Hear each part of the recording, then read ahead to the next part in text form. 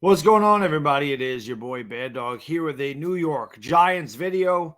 Thank you so much for watching. Do me a favor, hit the thumbs up. Helps the video out big. Hit that subscribe button. Ring a ding ding ding the bell so you know when I go live for any games, do any videos like this, whatever. I know it's been a while since I've done a Giants video or any video for that matter, but I do want to get back to doing more Giants content. There's some Yankee videos and stuff like that. So look for that type of stuff. Definitely going to start doing more videos on the channel. I know football is still a ways away, and I do like to enjoy the summer, but there's definitely some Giants things I would like to talk about. It's been a little bit too long. And in this video, I want to talk about Daniel Jones. So Daniel Jones is always like the big topic for the New York Giants, and it's funny the difference that a year makes, because at this time last year, I had absolutely no faith in Daniel Jones and believe he was the guy. Didn't think he would be back here for 2023, let alone, get a 4-year extension worth up to $200 million pretty much. So I definitely did not see that coming. Brian Daboll did a fantastic job. Mike Kafka did a fantastic job. And Daniel Jones had a career season last year, leading the New York Giants to a playoff victory in Minnesota.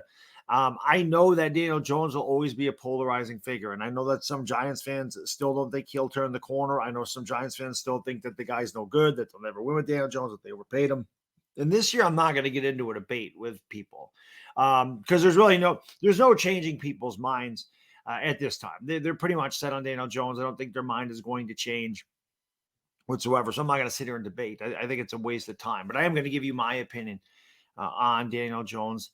And again, people can sit there and detract. Oh, he only threw 15 touchdowns. He only threw 5 interceptions, but everybody just wants to look at the 15 touchdowns. If you try to say, oh, he only threw 5 interceptions, like, oh, every pass was really short, he doesn't throw the ball in the air. Well, he did what he was asked to do.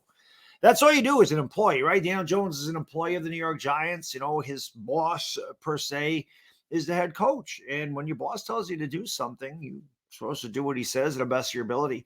Daniel Jones, in my opinion, did his job to the best of his ability, what they gave him, what they asked him to do. Now, I do believe in 2023, they're going to ask him to do a lot more. People also want to sit there and detract what he did in Minnesota, which was probably the best game of his life, and that's what you want to see in the postseason as a guy step up, and they can say Minnesota's defense was no good, and it wasn't. But that doesn't mean Daniel Jones is going to have the game that he had. Minnesota certainly put up points, and we needed to put up points as well. The offense started playing a lot better the last month of the season. And people would say, well, I know when I did the roundtable, like, oh, he shrunk up in Philadelphia. He was Daniel Jones in Philadelphia. Before you batted an eye, we were down 21-0. And he had no chance. You're not going to be able to run the ball when you're down 21-0. Yeah, he threw a bad interception in that game. It happens. But I definitely think Daniel Jones turned a corner. There's always going to be the comparisons with Jalen Hurts. This is just going to be a thing. It's an Eagles and Giants thing. I don't know if anybody else outside of the NFC East would compare Daniel Jones and Jalen Hurts. I do believe that's an NFC East thing. I don't think Saints fans or Cardinal fans are sitting there going, well, what do you think about Daniel Jones and, Jalen Hurts? So, yeah, Jalen Hurts threw 22 touchdowns last year. Daniel Jones threw 15. They threw about the same amount of passes. Now, I know that, Jalen Hurts missed an extra game. He only played 15 games. Daniel Jones played 16, but the attempts are about the same.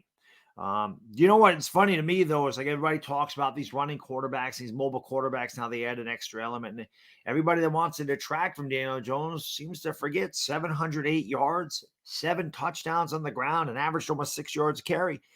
Jalen Hurts was in the MVP discussion. He had 22 passing touchdowns. He threw 6 interceptions. He had a great year. He also ran for 13 touchdowns. Now, a lot of that was a quarterback sneak from the one. He ran for 760 yards. Daniel Jones ran for 708. It's pretty comparable.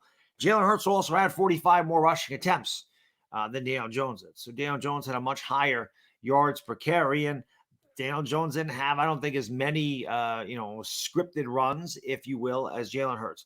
I'm not going to sit here and say Daniel Jones is better than Jalen Hurts. I'm not going to do that either. That's for people to decide. People can decide who they think is better, who they think is worse. What I don't think is up for debate is the surrounding casts that those players had last season.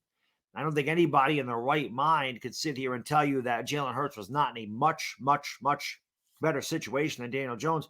And all you had to do is look at the playoff game against us when Jalen Hurts didn't have to throw in the second half, just handed the ball off, and he would turn around, and his linemen were pushing our linemen back 8 yards down the field, where Baddog could have ran for 6 yards carry behind that offensive dominance that they had. He also had two of the best receivers in the league, in A.J. Brown, one of the best wide receiver tandems in A.J. Brown and Devontae Smith. You throw in a Dallas Goedert, it's pretty solid. It's a good team.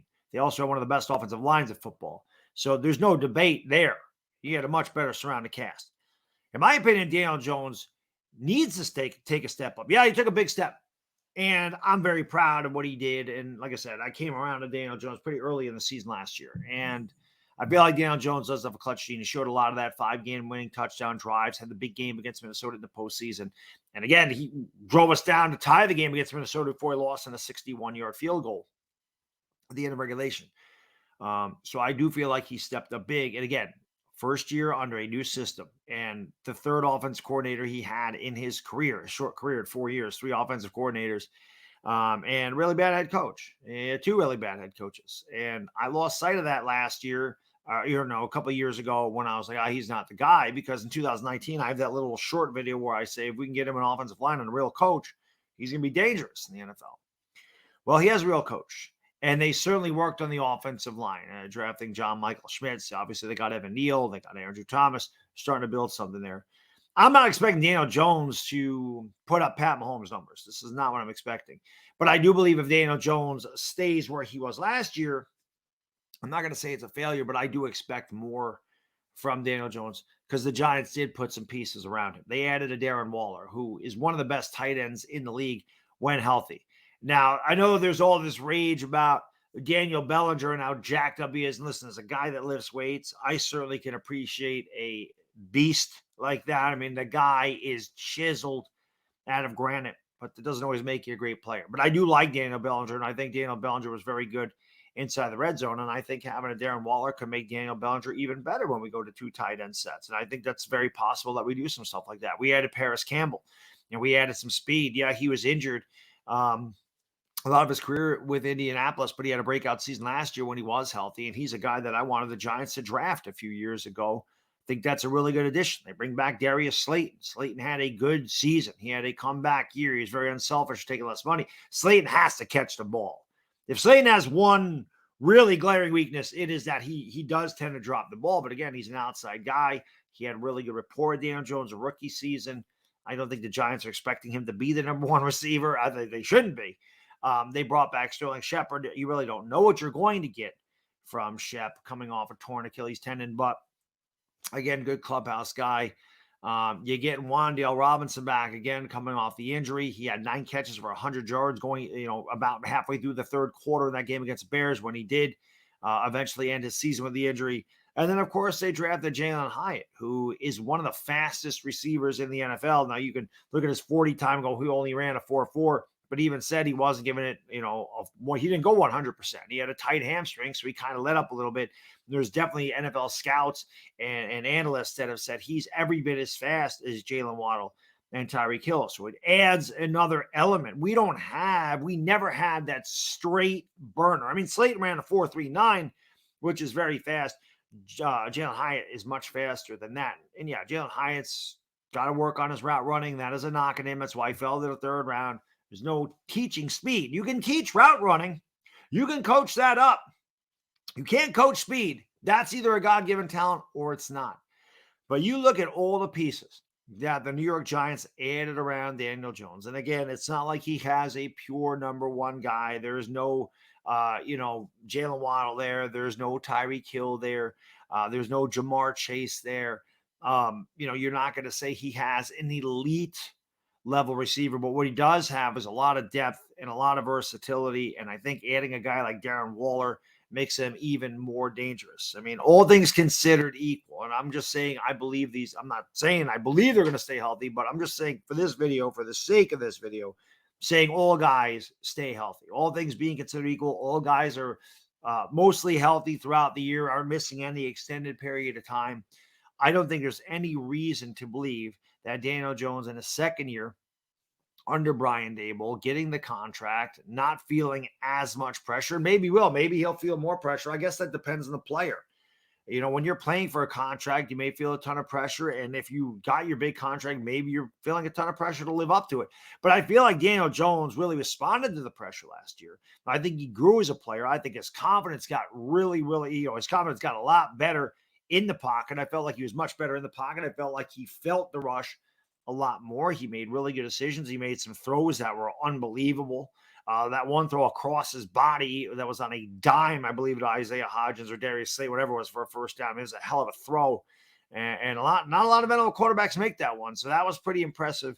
But I do feel like he evolved as a player, and I believe the players around him believe in him. And I think that the coaching staff believes him. And I certainly know that the front office believes in him. Otherwise, he wouldn't have got that extension. So everything being considered equal, I think Daniel Jones could take a big step forward this year, even bigger than he did last year. And I expect him to. I think that he'll have a great season. And like I said, man, hopefully everybody stays healthy for the most part. And we're going to find out. But something I have not had in Daniel Jones over the last couple of years is confidence. And I don't know if he had his confidence. I'm sure he's confident now, but I'm also confident that he's going to take a big step forward, and the Giants are going to be a lot better offensively this year than they were last year. Again, I'm not sitting there going to say, oh, they're going to do what the Eagles did or they're going to do what the Cowboys do. I'm not going to put that kind of pressure on. I'm not going to sit here and, give you statistics saying I think Daniel Jones will throw for, 3,900 yards and 32 touchdowns. I'm not going to do that. I think that he'll have a better year this year than he did last year. I think he'll take a big step up, and I think the Giants offense is going to be a lot better this year. It'll be a lot more exciting than it was last year. Anyway, as always, I appreciate you guys and girls watching. Let me know what you think in the comment section below. Do you think Daniel Jones takes a big step forward? Do you think that he sucks? Do you think, does it really matter? Just tell me what you think. Because again, I'm not going to debate it, but I always love to know what Giants fans think. Do you think that he'll be better with the surrounding cast this year? Do you think he'll be, as bad as he was last year, as some people want to say? Do you think he gets worse? Do you think he takes a step back? Let me know what you think in the comment section. Anyway, enjoy the rest of your Monday. It's Bad Diggy Dizzle.